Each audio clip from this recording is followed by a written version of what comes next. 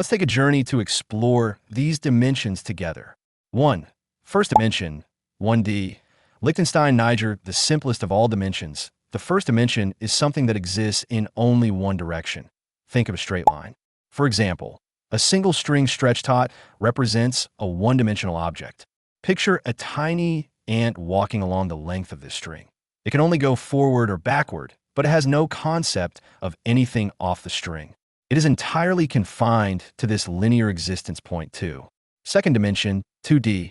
By introducing width, we expand into the second dimension. A flat surface like a sheet of paper or a computer screen is a great example of this. In a 2D world, shapes like circles, squares, and triangles exist, but there is no concept of height or depth. Imagine a small wasp crawling freely across the paper. It can move up, down, left, or right on the surface, but it cannot go above or below the paper. Classic video games like Pac-Man mimic this world, where the action unfolds entirely on a flat plane point 3. Third dimension, 3D.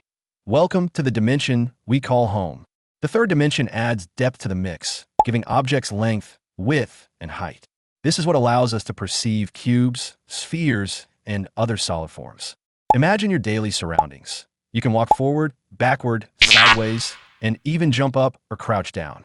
This 3D perspective shapes how we view and interact with the world around us. Movies and virtual reality simulations use 3D imaging to replicate this immersive experience. Point 4. Fourth dimension, 4D. The fourth dimension is where things get truly mind-bending. Since we live in a 3D world, understanding the fourth dimension requires imagination and abstraction. In simple terms, the fourth dimension is often considered to be time. It enables us to observe how objects in the 3D world change and move over time. For example, imagine watching a movie. The scenes unfold moment by moment, showing how characters and events evolve.